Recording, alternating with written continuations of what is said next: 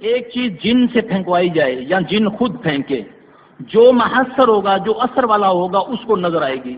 وہ لوگوں کو کہے گا دیکھو میرے گھر کے آگے سری پڑی ہوئی ہے، دیکھو میرے گھر کے آگے گوشت پڑا ہوا ہے، یہ دیکھو میرے آگے پیشاب کا ڈھیر لگا ہوا ہے.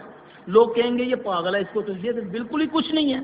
حالانکہ وہ محسر ہے، پہلے سے جادو شدہ ہے. اب وہ جن نے اس کے جادو کو کمزور دیکھتے ہوئے دوبارہ اس کو جو بھی اس سے گزرے گا اس پر وہ اثر ہو جائے گا. اب رہی بات کہ جس کو نظر نہیں آتا اس کو کیسے پتا چلے، وہ کیسے بچے؟ صبح شام کے اذکار، راستوں میں پتہ نہیں کیا کیا کچھ ہوتا ہے. آپ چوکوں میں جا کر ابھی جا کر دیکھیں، کسی نے کوئی کپڑا گندا پھینکا ہوگا، کسی نے کوئی سری پھینکی ہوگی، کہیں گوشت کا ٹکڑا آپ کو ملے گا. وہ اپنا اتار، جو خبیث لوگ جو معالج بنے ہوئے ہیں لوگوں کا معاملہ دوسروں پر ڈالنے کے لیے، اپنا گوشت اس پر اثر ہے، اس کو بولا رات کو اپنے پاس گوشت رکھ، بعد میں صبح جا کر اس کو فجر سے پہلے چوک میں ڈال دینا. اب جو پہلے بیچارہ گزرا وہ پھنس گیا. اب اس سے کیسے بچنا ہے؟ او محمد صلی اللہ علیہ وسلم سے پوچھو، صلی اللہ علیہ وآلہ وسلم. صبح جو 3 بار فجر کی نماز کے بعد پڑھے گا بسم اللہ الذی لا یضر مع اسمہ شیء فی الارض ولا فی السماء وهو السمیع العلیم، یہ نبی صلی اللہ علیہ وسلم نے فرمایا.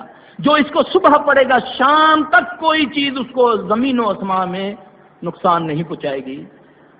اب یہ تو اللہ کے نبی صلی اللہ علیہ وسلم نے ٹائمنگ بھی بتا دی اور تعداد بھی بتا دی. اب مجھے کس نے اختیار دیا ہے کہ میں یہ بسم اللہ الذی لا یضر لکھ کر گلے میں ڈلوا دوں ایک بار اور ساری زندگی اس کی حفاظت کرے؟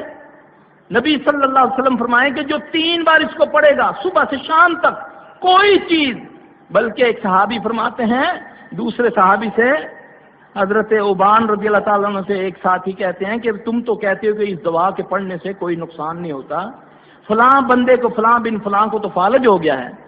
انہوں نے فرمایا میں نے اس سے پوچھا تھا، اس نے کہا کہ اس دن میں نے یہ دعا نہیں پڑھی تھی.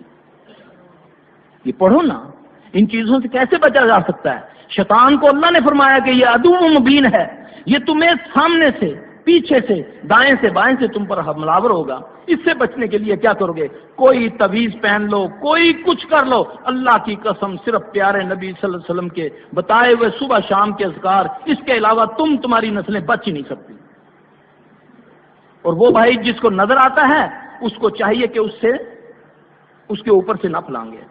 اگر اس کو فلک ناس آتی ہے وہ 11 بار پڑھے، جو بھی تعداد ہے. یہ تو مجرب ہے، ہم بتاتے ہیں 11 کا فگر اس لیے ہم لیتے ہیں، ہمیں ایک دلیل ملتی ہے کہ نبی علیہ السلام صلی اللہ علیہ وسلم پر جب جادو ہوا تو آپ کے اوپر جو جادو آپ کے بالوں کو جو گرے لگی تھی وہ 11 تھیں. پھر اللہ نے بھی اس کے توڑ کے لیے جو آیات اتاری 2 سورتوں کی صورت میں، وہ بھی 11 آیتیں ہیں فلک اور ناس کی. اس لیے اس کا 11 بار پڑھنا بھی جادو کو توڑتا ہے. اب 11 بار پڑھ کے پانی میں تھتکار کے اس جگہ کو صاف کر رہے ہیں، انشاءاللہ کو اثر نہیں ہوگا. لیکن کوشش یہ کریں جہاں کہیں دیکھیں خون یا اس طرح کی کوئی چیز، زیادہ دلیر بننے کی ضرورت نہیں ہے. اگر صبح شام کے اذکار کرتے ہیں پھر بھی احتیاط اتنی ضروری ہے کہ میں یہ کہوں جی کہ بسم اللہ الذی لا یضر میں نے پڑھا ہوا ہے، اب سامنے سے ٹرک آ رہا ہے میں اس کے آگے کھڑا ہو جاؤں. ایسا بھی نہیں ہوگا. سامنے مجھے ایک چیز نظر آ گئی، گھر میں کچھ چھینٹے آ کر پڑ گئے ہیں، کوئی گندی چیز آ کر گری ہے، گرنے والے کا پتہ نہیں چل رہا، مگر یہ گندی چیز ہے یا جن نے پھینکی ہے. تو پھینکتی جن ہے. اب بند کمروں کے اندر، بند صندوقوں کے اندر تازہ گوشت کیسے آ جاتا ہے؟ بند ڈبوں کے اندر، لوگوں کے کچنوں کے اندر جو کھانے پینے کی چیزیں ہیں گندے خونوں سے وہ بھر جاتی ہیں. جب وہ کھانا کھاتے ہیں ناخونوں سے بھر جاتا ہے ان کا کھانا، ان کے بالوں کے ڈھیر کھانوں سے نکلتے ہیں، پخانے بنتے ہوئے کھانوں کے اندر سے نکلتے ہیں. یہ کیا ہے؟ یہ جنات کرتے ہیں. اس سے بچنے کا بہترین طریقہ جو ہے، اللہ کی قسم میں حدیث میں پڑھ کے حیران رہ جاتا ہوں. اللہ کے نبی صلی اللہ علیہ وسلم نے فرمایا جو بقرہ کی آخری آیتیں پڑھتا ہے رات کو 3 دن تک اس کا گھر شیطان سے محفوظ ہو جاتا ہے. آج ہم پورا بکرا پڑھتے ہیں، صبح شام مولویوں کو بٹھا کر پڑھتے ہیں، اس کے باوجود گھروں میں جنات کا زور رہتا ہے، شیاطین جنوں کا. یہ کیوں؟ یہ وہی معاملہ جو میں نے پہلے عرض کی ہے.